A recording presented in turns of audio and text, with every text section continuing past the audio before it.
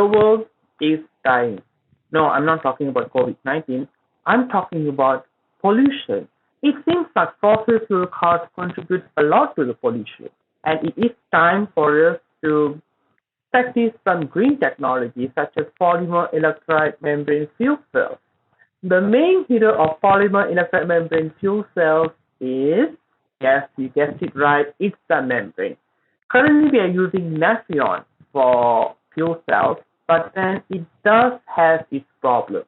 Upon high water uptake, it swells a lot. Imagine you're holding a tissue paper and it absorbs a lot of water. What happens? It becomes soggy. We don't want that to happen. So we have alternative polymers such as polyaromatic membranes, specifically polyethylene ether sulfone. I know polyethylene ether sulfone is good, but then I'm not going to put pristine polyethylene ether sulfone against commercial membranes. We need to modify. The first modification that I tried is infusing cytosine hydroquinone molecules into the polymer main chain.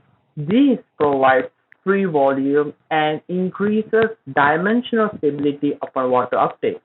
Well, the second modification involves playing with the microphase. Every membrane has two parts.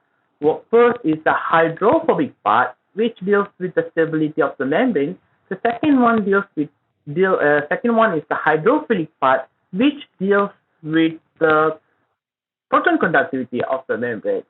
Well, it's all about how we arrange it. When it comes to block, all the oligomers are arranged side by side beautifully, which enhances the individual properties of the oligomers. But when it comes to random, everything is mixed up.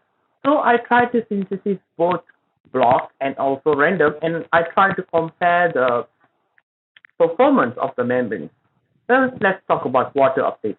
Block membrane nails it. How about ion exchange capacity?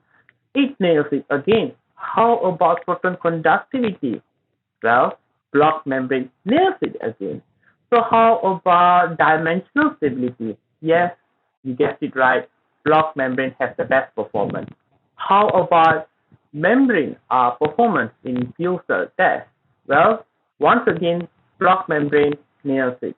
So when I tried to infuse cytosine hydroquinone and play it with the microphase, especially block, it enhances the properties of polyethylene ether sulfone, which gives a hope, and also it's a small step to achieve ideal membrane in future.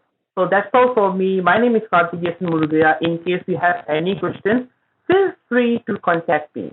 Thank you. As global weather conditions fluctuate, The promotion towards efficient thermal insulators such as comforters has become more important over the last few years. Demand for different types of comforters for residential needs has been stimulated by the changing of seasons or weather and the environment.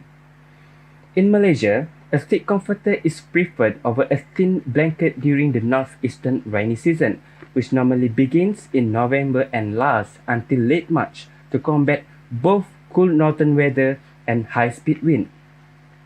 Growing number of airline and railway services across the globe has also been driving the market.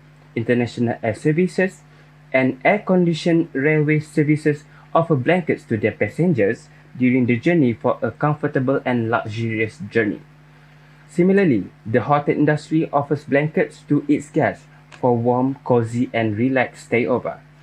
In addition, blankets are considered to be the most distributed products for charity purposes. This growth is due to the usefulness and availability of the comforters in the market. Nowadays, comforters are filled with layers of nonwoven bedding using different materials such as polyester, down feathers, wool, and cotton. Due to the availability and affordability of the materials that have a longer lifespan, the most preferred comforters are polyester. Although comforters from natural materials do exist, however, the limited availability on the market to meet demand and it is costly for most people become an issue.